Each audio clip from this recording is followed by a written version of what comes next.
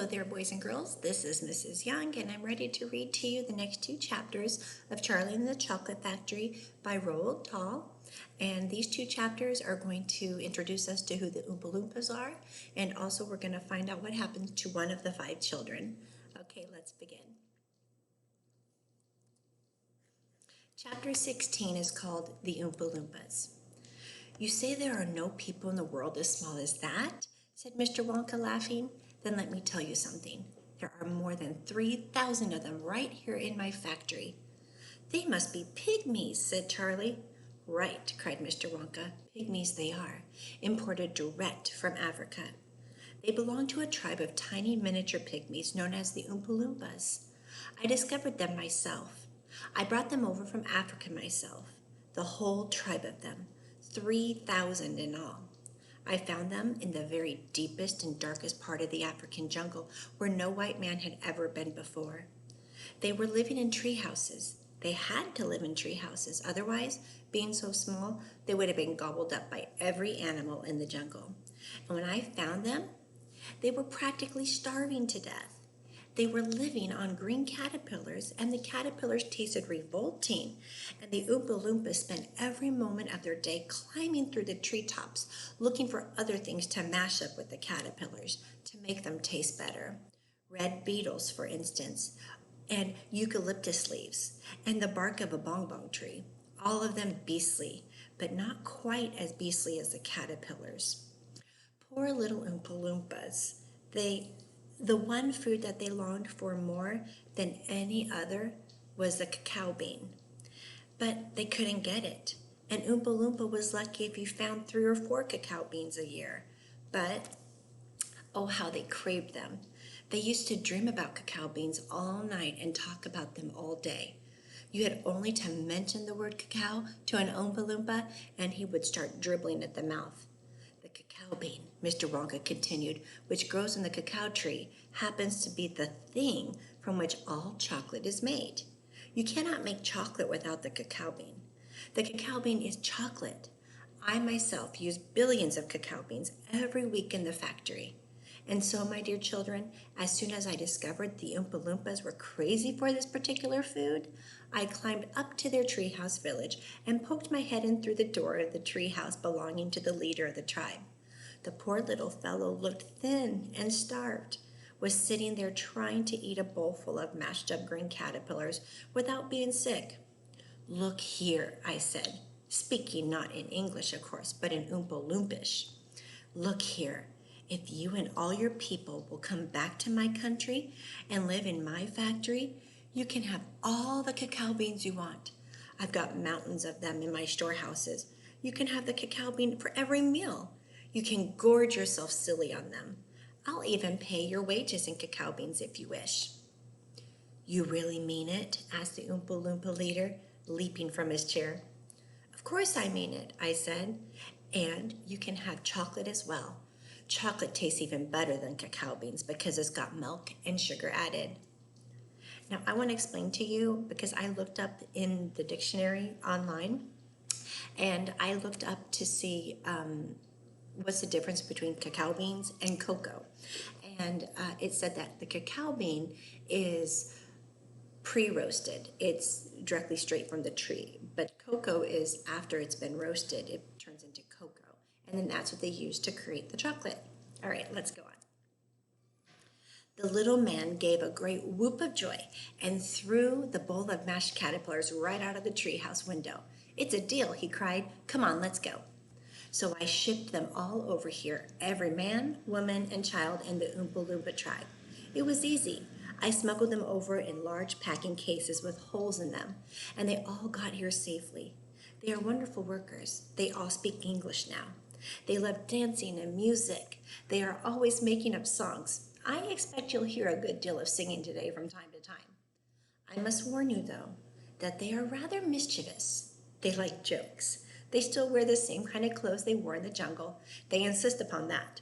The men, as you can see for yourself across the river, wear only deerskins. The women wear leaves, and the children wear nothing at all. The women use fresh leaves every day. 'Daddy,' shouted Veruca Salt, the girl who got everything she wanted, Daddy, I want an Oompa Loompa. I want you to get me an Oompa Loompa. I want an Oompa Loompa right away.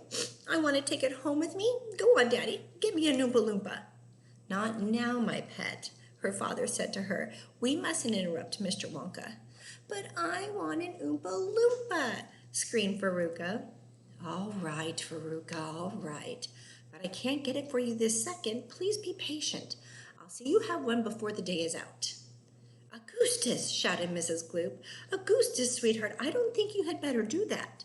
Augustus Gloop, as you might have guessed, had quietly sneaked down to the edge of the river, and he was now kneeling on the riverbank, scooping hot melted chocolate into his mouth as fast as he could. Chapter 17 is called Augustus Gloop Goes Up the Pipe. When Mr. Wonka turned round and saw what Augustus Gloop was doing, he cried out, Oh, no, please, Augustus, please, I beg of you not to do that. My chocolate must be untouched by human hands. Augustus, called out Mrs. Gloop, didn't you hear what the man said? Come away from that river at once. This stuff is terrific, said Augustus, taking not the slightest notice of his mother or Mr. Wonka. Oh, boy, I need a bucket to drink it properly. Augustus, cried Mr. Wonka, hopping up and down and wagging his stick in the air. You must come away. You are dirtying my chocolate. Augustus, cried Mrs. Gloop. Augustus, cried Mr. Gloop. But Augustus was deaf to everything except the call of his enormous stomach. He was now lying full length on the ground with his head far out over the river, lapping up the chocolate like a dog. All right, let's look at that last paragraph because I found two types of figurative language as I was reading. I found, if you read again that paragraph, it says, but Augustus was deaf to everything except the call of his enormous stomach. Now, think about the call of his enormous stomach. We know that that means that we are using personification because stomachs don't literally call. So they're giving human characteristics to the stomach as if it's speaking to him. And the other part of figurative language I saw was he was lapping up the chocolate like a dog. And of course, we would call this a simile because I see the word like, and is comparing Augustus to a dog. Speaking of dogs, look who just showed up. It's Milo. All right, let's go ahead and read the next paragraph. Augustus, shouted Mrs. Gloop, you'll be giving that nasty cold of yours to about 1 million people all over the country. Be careful, Augustus, shouted Mr. Gloop. You're leaning too far out. Mr. Gloop was absolutely right, for suddenly there was a shriek and then a splash, and into the river went Augustus Gloop, and in 1 second he had disappeared under the brown surface. Save him, screamed Mrs. Gloop, going white in the face and waving her umbrella about. He'll drown. He can't swim a yard. Save him. Save him.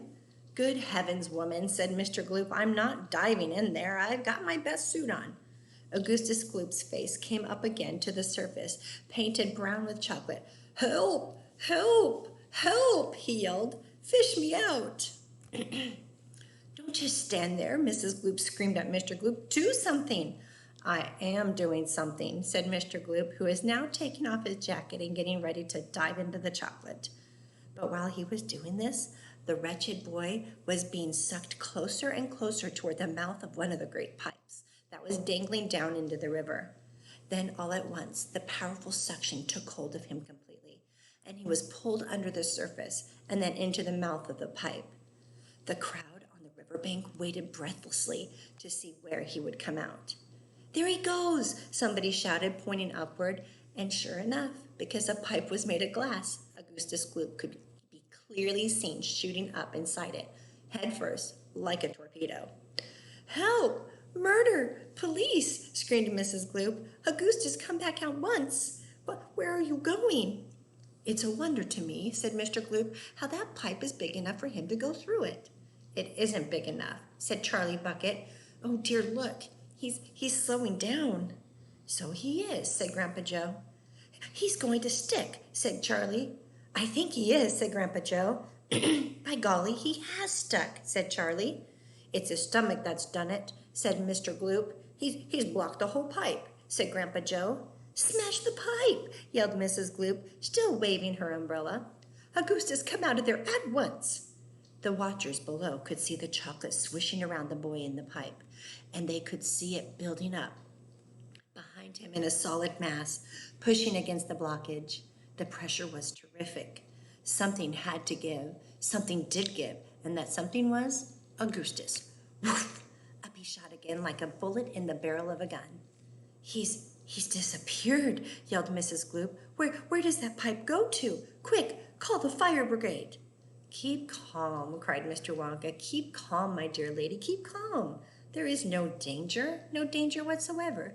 Augustus has gone on a little journey, that's all. A most interesting little journey. But he'll come out of it just fine. You wait and see.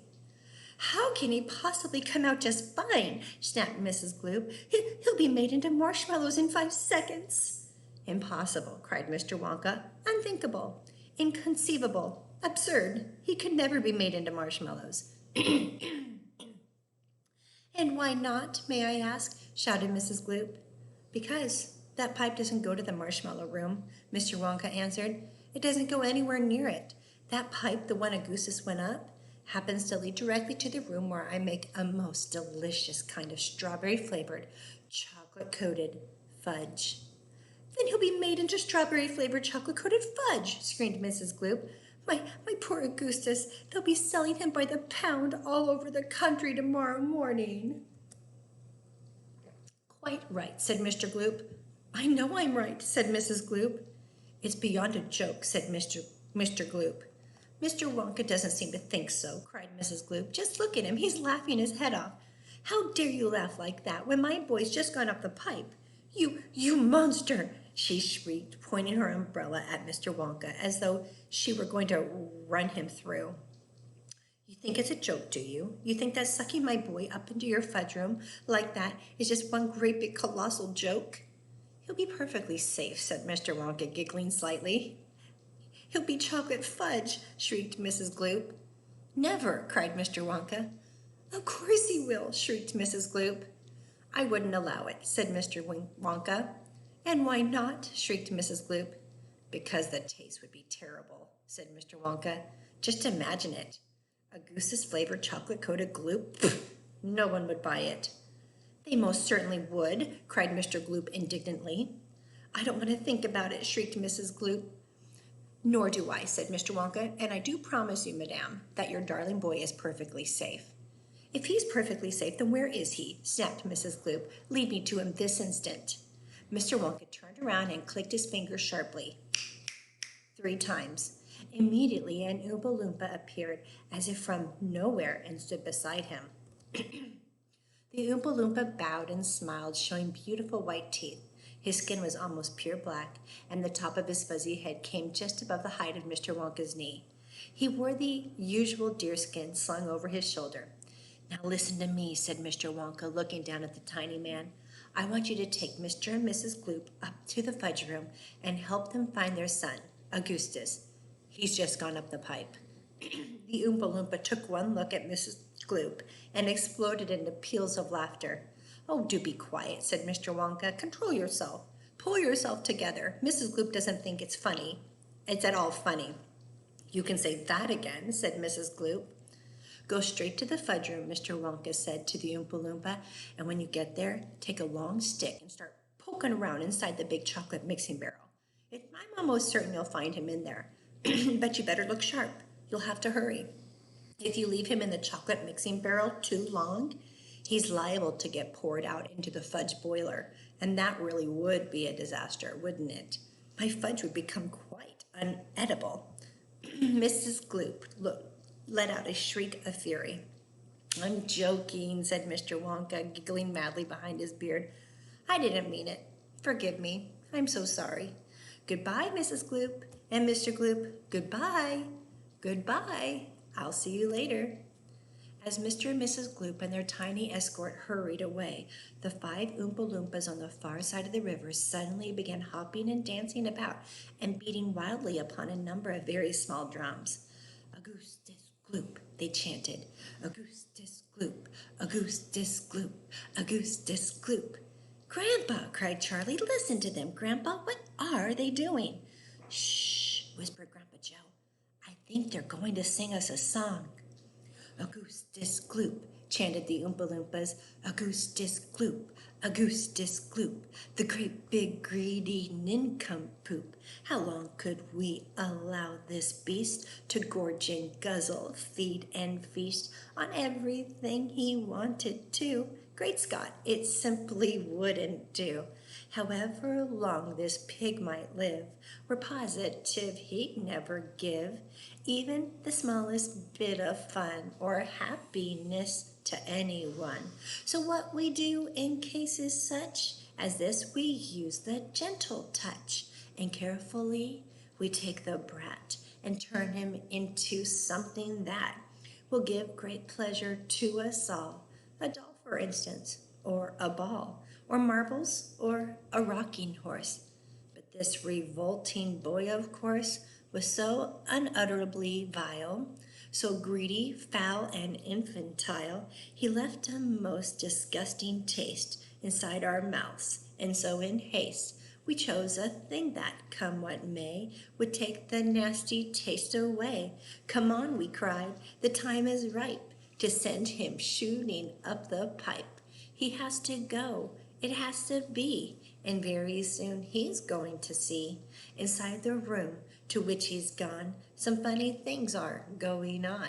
But don't, dear children, be alarmed. Augustus Gloop will not be harmed, although, of course, we must admit he will be altered quite a bit. He'll be quite changed from what he's been when he's gone through the fudge machine. Slowly the wheels go round and round, the cogs begin to grind and pound. 100 knives go slice, slice, slice. We add some sugar, cream, and spice. We boil him for a minute more until we're absolutely sure that all the greed and all the gall is boiled away for once and all. Then out he comes, and now, by grace, a miracle has taken place.